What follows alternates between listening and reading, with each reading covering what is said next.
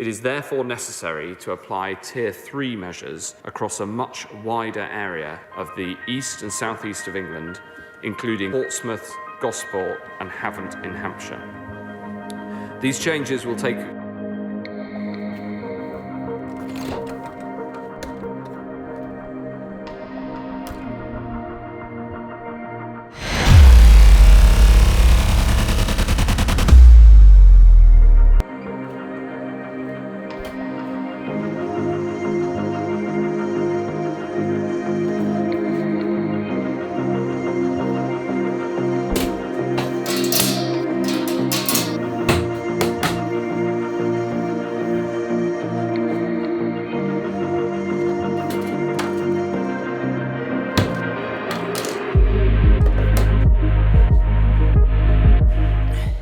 So, what does this look like to you? That's what I thought too. An old-fashioned Nintendo Entertainment System, or a NES as it was known back in the day. And what about this? A SNES controller? Yeah, I thought exactly the same. So, you'll be forgiving for thinking that because you are totally wrong. This, my friends, is the next level in retro gaming. Hello there, my name is Scott. If you're new here, I like to make videos. Hi, and if you like what you see, please do consider hitting subscribe and liking this video because that makes me happy. Thanks. Now, I made a video a while back where I touched on turning my old PS Vita into a handheld portable gaming console thing, and you can watch that video up here somewhere. Well, now we're on to this, and this is the next level. I mean, look at it. Look at that. How cool does that look? This is the NES 4 Pi case, and it is home to a Raspberry Pi 4B. In short, the Raspberry Pi isn't a baked good, it is a tiny little computer which looks like this one I prepared earlier. This is the Raspberry Pi 3, and the 4 does look very similar to it, so it'll do for demonstration purposes. Think of this as your computer case, and this is inside, and this is your your computer. And with this, you can do some very weird and wonderful stuff, most of which now will be scrolling along the bottom of your screen. What I chose to do with this, however, is install some very cool software called RetroPie, which turns this into a full-on retro gamer's paradise, giving you access to every console emulator imaginable. Wow, every emulator that matters to me anyway. Hello, welcome to Geek Alert. Today we'll be talking about emulators. An emulator is a tiny piece of software that pretends to be your old-fashioned gaming console, such as a Sega Mega Drive, Super Nintendo, or even a PlayStation 1. Yes, that's right. All of those consoles and many more are in this tiny little box of tricks. It's amazing how fast technology has come on in recent years that you can cram all of those into this small tiny thing. So let's just take a little look how small it really is. So the front has two buttons, one for power, one for reset, and both are working, not for aesthetics. It also has two front USB ports, and then on the side here we have a micro SD card slot which runs the RetroPie operating system. On the back we have two micro HDMI ports for outputting to a TV or a computer monitor, and we also have an audio jack to output to speakers or headphones, a direct power in via USB-C for charging, and also a network port for, well, network access. What you don't see, however, is this also has a built-in wireless chip for wireless internet, and also has a Bluetooth chip for Bluetooth connectivity. Oh, what's this we see inside? Oh, that's cute. A little old-fashioned games cartridge. What a nice little touch. But wait, it's not. It's really a case for a very small hard drive, which, when you put inside here, can be used to store other stuff. Or you could use it to hide a valuable hard drive that may contain your important secret plans to take over the world. Or, for me, it's just empty at the moment. Now, you can get these wired, old-fashioned SNES-looking controllers that connect to it via the USB port on the front, just like so. But who wants to be tethered? Who wants to be tethered to this via a wire when you're trying to play in games? So, goodbye to the wired.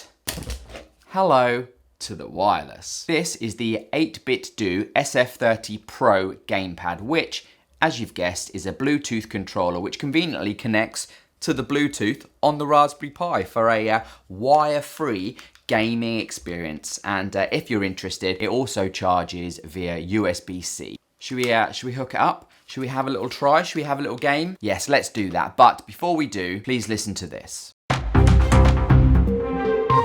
Hello, welcome back to Geek Alert. The software and games you are about to see are for learning and demonstration purposes only. I am no way telling you to, or condoning you rip off games in this process. Any games you use on this console, you should own. Please respect the law of your land. Thank you, and that is all from Geek Alert.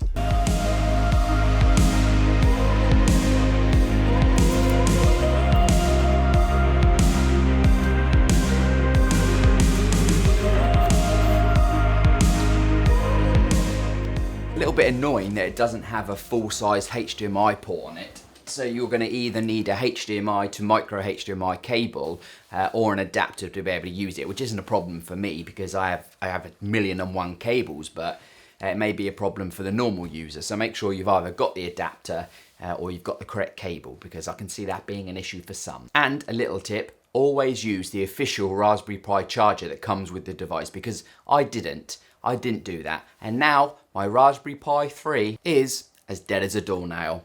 HDMI, power, controller. Let's get it turned on. Hi, how you doing? Come here often? I meant turn the power on. Now, I am a bit of a geek, just a little bit, and if I could have been bothered or had the time, I would have built this myself, as there are tons of guides online, but as I was so lazy, my mate Richard built it for me. So thanks, Richard. As you can see, it's currently booting, and if you're a Linux user, this will look familiar to you. If not, then you may think you're about to enter the Matrix. But don't worry, you're not. It's not real, the Matrix. It was a film. Right, so now we're booted into RetroPie, and this is the software that holds all of those console emulators. I mean, look at them. Look at them. Look how many there are, and most of these I have never ever heard of. I mean, what is a Neo Geo?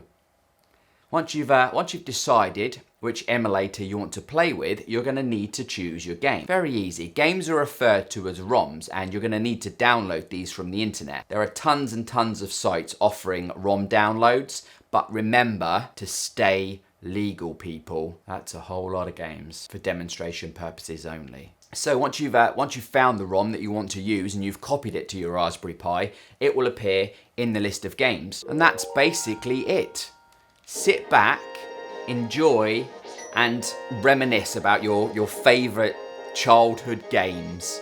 Now, one of the huge benefits that this has over all your other old-fashioned consoles is that it's small enough that you can literally just put it in a bag and take it anywhere. And also, because of the technology and the software, you can pause the game at any stage and save its state, meaning you can pick up exactly where you left off. You don't have to actually have the Raspberry Pi in a cool little NESPi 4 case like me. There are other cases available, and in fact, you don't even need to use a case if you don't want to. I've seen some very cool builds on the internet of people where they've built this into a coffee machine. A coffee machine? Where the hell did a coffee machine come from? What I meant to say was I've seen people build this into a coffee table, like the old-fashioned gaming tables that you used to have. I've also seen people build it into an actual arcade machine that sits on a bar, or a full-size one. They look pretty amazing. To be fair, I was impressed when I saw those. Anyway, I will leave the links to all the bits and bobs shown in this video down below in the comments, which also happens to be the place where you can ask me any questions or give me some feedback.